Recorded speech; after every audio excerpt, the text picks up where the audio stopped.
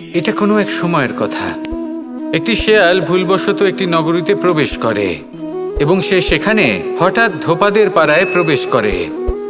নীল রং গোলা জলে পড়ে যায়। কোনো ক্রমে পালিয়ে পালিয়ে আবার সে বনে ফিরে আসে।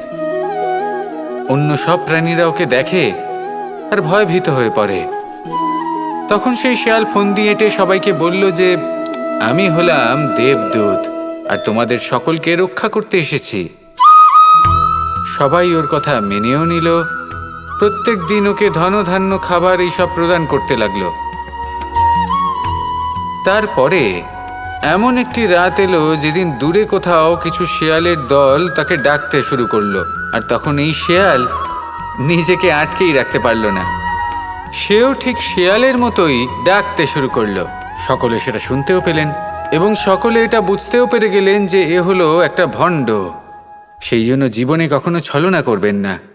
তাকে আপনি যতই লুকোনোর চেষ্টা করুন না কেন, সেটা অবশ্যই একদিন সামনে চলে আসবে। আর তার থেকেও বড় শিক্ষা হলো এটা যে কারোর জীবনে সম্পত্তি, ধন ধান্য এসব চলে আসাতে তার বুদ্ধির বৃদ্ধি ঘটে না, তার ব্যবহার শুভ হয় না। এটা তখন হয় যখন সেই ব্যক্তি সেটা নিজে পেতে চায়, তার জন্য ভাবনা চিন্তা করে, কর্ম করতে থাকে। আর যখন একজন ব্যক্তি নিজের বুদ্ধি এবং ব্যবহার উন্নত এবং শ্রেষ্ঠ করে তুলতে পারেন, তখন তিনি নির্ধন হয়েও ধন অর্জন করতে পারেন। ঠিক পদ্মফুলের মতো।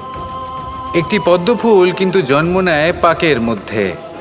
তারপরেও এই পদ্মফুল দেবতাদের প্রসাধনের অঙ্গ হয়ে ওঠে। আসুন আর আমার সাথে ভালোবেসে বলুন, রাধা রাধা। আজ আমরা কথা বলবো মানুষের আরও একটা খুব বড় শত্রুর বিষয়। তার নাম হলো ক্রোধ।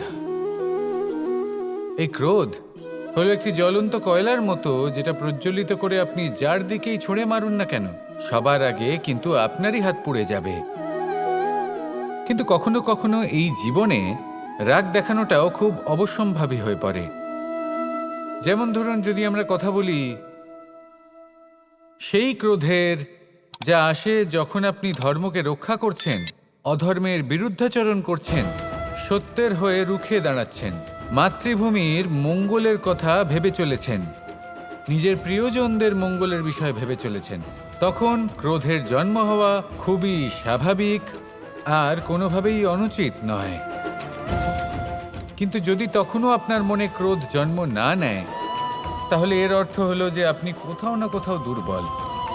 এই ক্রোধ নামক শত্রুকে যদি মিত্র করে তুলতে হয়, তাহলে পরিস্থিতির সম্যক ধারণা, বিবেক আর ধৈর্য, এই তিনেরই প্রয়োজন। তাই এই ক্রোধকে নিজের মিত্র করে তুলুন আর আমার সাথে ভালোবেসে বলুন, রাধা রাধা।